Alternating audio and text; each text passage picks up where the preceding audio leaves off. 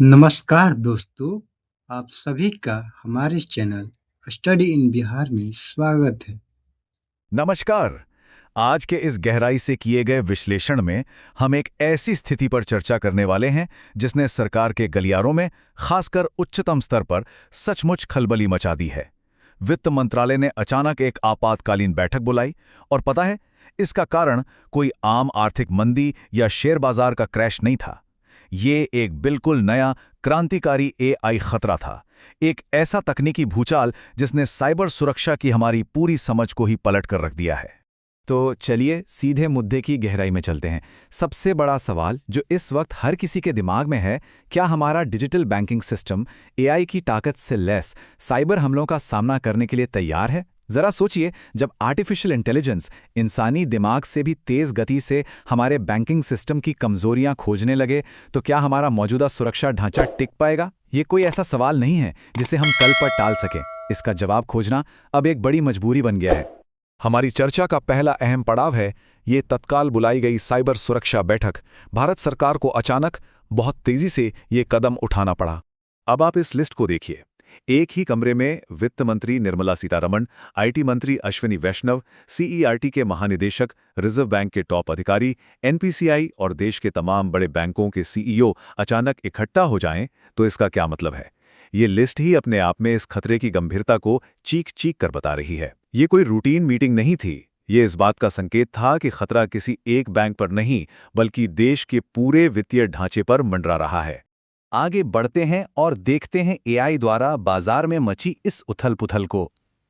इस पूरी घबराहट के पीछे की असली वजह समझने के लिए हमें ये देखना होगा कि हाल ही में एआई मॉडल्स ने ग्लोबल मार्केट में कैसा तहलका मचाया है। $500 बिलियन। जी हाँ, ये कोई छोटी मोटी रकम नहीं है। जब डीपसीक नाम का एआई मॉडल मार्केट में आया, तो शेयर बाजार में अचानक $500 बिलियन की गिरावट आ गई, एक झटके में।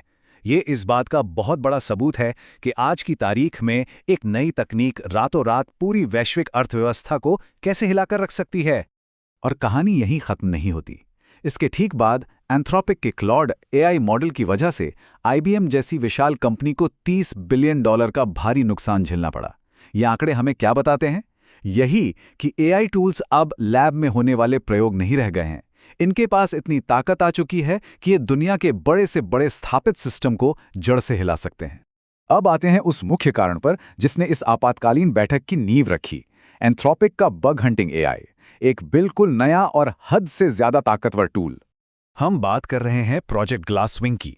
हाल ही में 7 अप्रैल को एक वायरल ट्वीट के जरिए इसके क्लाउड मिथॉस प्रीव्यू की झलक दुनिया को देखने को मिली, और सच कहूं तो इसकी क्षमता ने पूरी टेक इंडस्ट्री की नींद उड़ा दी है।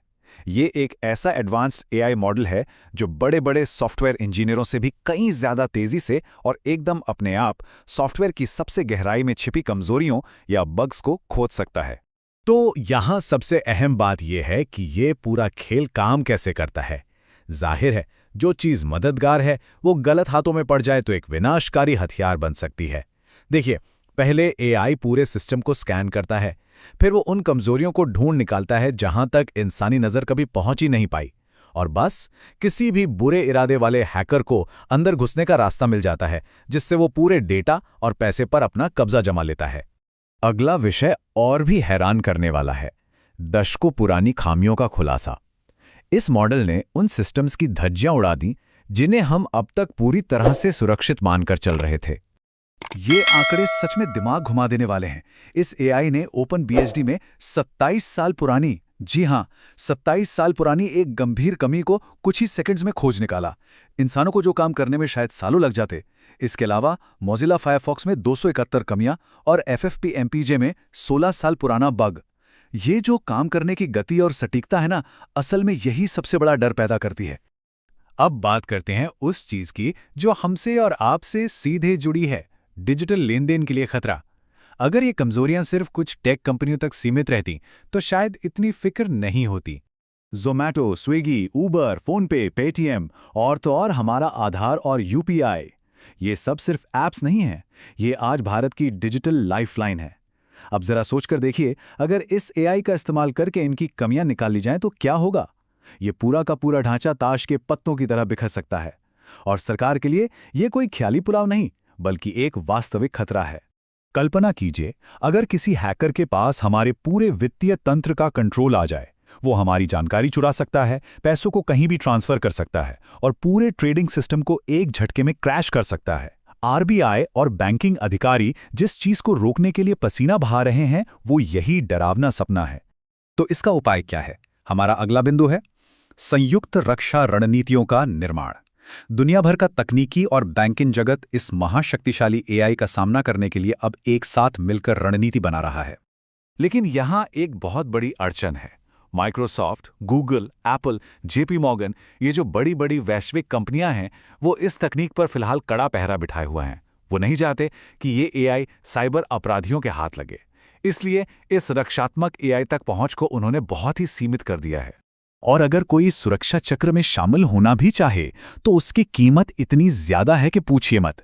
इसका शुरुआती सब्सक्रिप्शन ही $2000 प्रति माह है। क्या छोटी संस्थाएं या विकासशील देशों की कंपनियां इतना भारी खर्च उठा सकती हैं? बिल्कुल नहीं। वो तो इस रेस से पहले ही बाहर हो जाते हैं। यहीं से एक बहुत बड़ी कश्मकश शुरू होती है। एक तरफ अमेरिका की दिग्गज टेक और बैंकिंग कंपनियों के पास दुनिया के सबसे एडवांस स्कैनर की चाबी है, और दूसरी तरफ हमारे घरेलू सिस्टम्स हैं, जैसे भारत के बैंक, रक्षा क्षेत्र, एयरलाइंस। चिंता इस बात की है कि अगर हमारे पास वो टूल्स नहीं हुए तो क्या बाहर बैठे लोग हमारे ही डेटा का फायदा नहीं उठा लेंगे? ये एक ऐसी असमानता है जिस पर गंभीरता से ध्यान देना जरूरी है। और ये बात बिल्कुल साफ कर देती है कि रेस अब असल में शुरू हो चुकी है। अब सबसे बड़ा सवाल यही है कि क्या रक्षात्मक एआई हमारे इस बेहद जरूरी डिजिटल बुनियादी ढांचे को बचाने के लिए उतनी तेजी से आगे बढ़ पाएगा, इससे पहले कि आक्रामक एआई किसी गलत इंसान के हाथ लग जाए। हमारी साइबर सुरक्षा का पूरा भविष्य बस इसी एक सवाल के जवाब पर टिका है।